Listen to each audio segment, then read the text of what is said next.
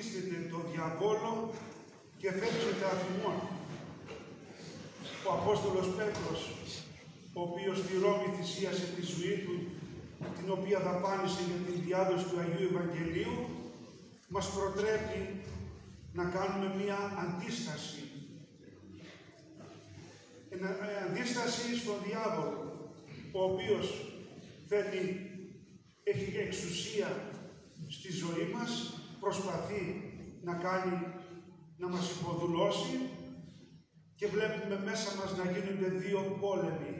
Ο ένας με άσπρα φτερά και ο άλλος με μαύρα φτερά.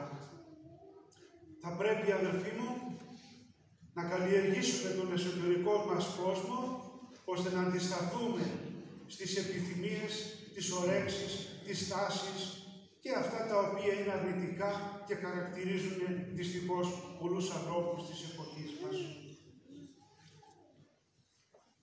Τι να το κάνω, λέει, αν φτάσεις σαν τον Μέγα Αλέξανδρο μέχρι την Ινδία και νικηθείς από το πάθος της μέθης όπως ήταν αυτός, και παρακαλώ, σκότωσε τον καλύτερο του φίλο, τον Κλήτο, ο οποίος τον γλίτωσε σε έναν πόλεμο, τον γλίτωσε ο Κλήτος από τον θάνατο τον Μέγα Αλέξανδρο και μετά ο Μέγας Αλέξανδρος μέσα στο μεθύσι του τον σκότωσε. Άρα νικήθηκε ο κακός εαυτός, υπερίσχυσε στον άντρα αυτόν, ο οποίος θυμίζονταν για τις δυνατότητες και την αρετή του. Αυτό στον προσωπικό αγώνα του καθενός μας, αγαπητοί μου αδελφοί. Αλλά πρέπει να αντισταθούμε και σε κάτι ακόμα το οποίο έχουμε μέσα μας.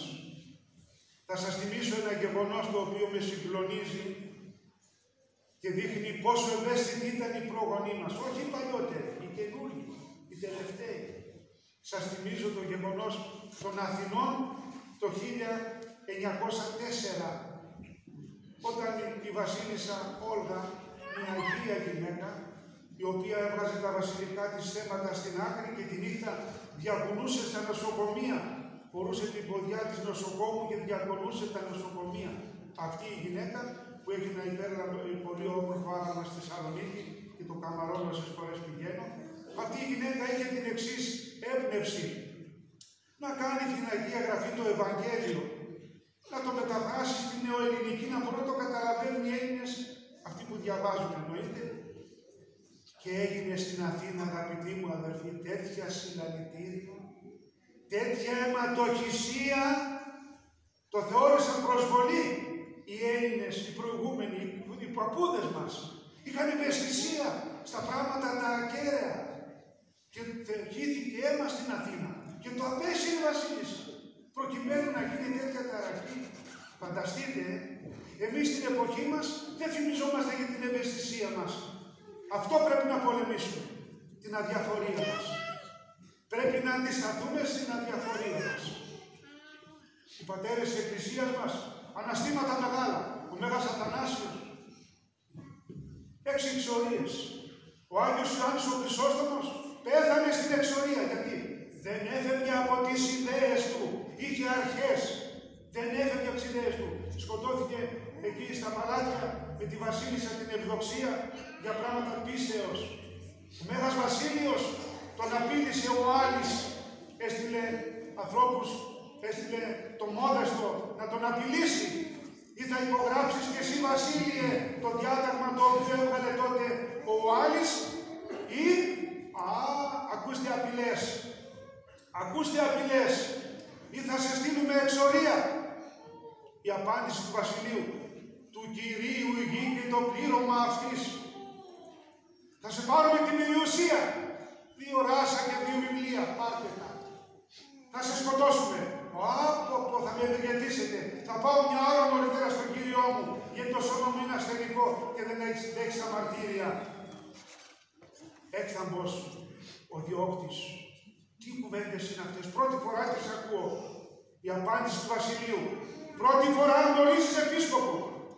Πρώτη φορά γνωρίζεις επίσκοπο. Έτσι είναι οι επίσκοποι και έτσι είναι η Εκκλησία μας. Έχει αρχές. Εμείς για την εποχή μας, αγαπητοί μου αδερφοί, οφείλουμε να αντισταθούμε στην αδιαφορία μας.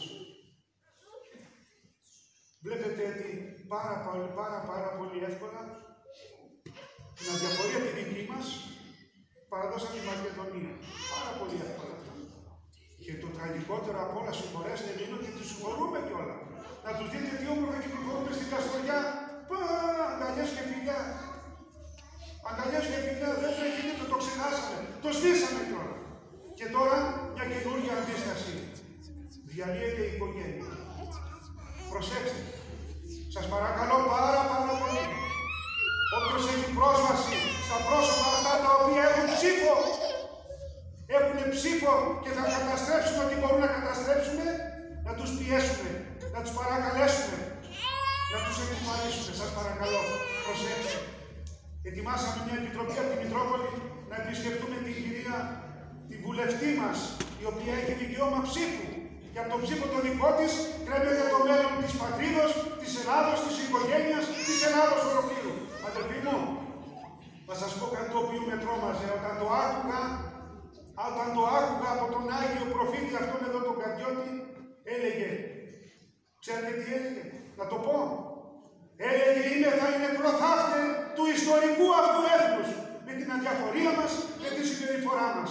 Θα περνάνε, λέει, από εδώ οι νικητές, θα βλέπουν Πακιστανούς, Αλβανούς και οτιδήποτε άλλο και θα λένε θα δεκείτε Ελλάς. Εδώ είναι ένα έθνος έμοξον που έκτισε Παρθενώνες, Αγίας Σοφιές, έπεσε στα χέρια αναξίων και τελείωσε. Πέθανε, τελείωσε. Αδελφοί μου, έχουμε ευθύνη. Τι θα παραδώσουμε στα παιδιά μας αύριο? Τι θα παραδώσουμε στα παιδιά μας αύριο? Θα έρχονται στον τάφο μας και θα λένε πατέρα, ανάθεμας, δεν μας άφησες ηθική, δεν μας άφησες πατρίδα, δεν μας άφησες οικογένεια. Όπως εμείς ευγνωμονούμε τους κολοκοτροναίους που μας αφήσαν πατρίδα και τους συγχωρούμε και τους μνημονεύουμε, τα παιδιά μας αντίστροφα θα κάνουν για μας. Γιατί είμαστε αδιάφοροι και θα σας παρακαλούσα αυτό να το πολεμήσουμε. Με ευαισθησία, σαν τους προγόνους μας. Με ευαισθησία να πολεμήσουμε για τα ιδανικά μας, τα οποία οφείλουμε να τα μεταλαμπαδεύσουμε στις επόμενες γενναίες. Γιατί έτσι τα πήραμε κι εμείς και έτσι πρέπει να τα παραδώσουμε.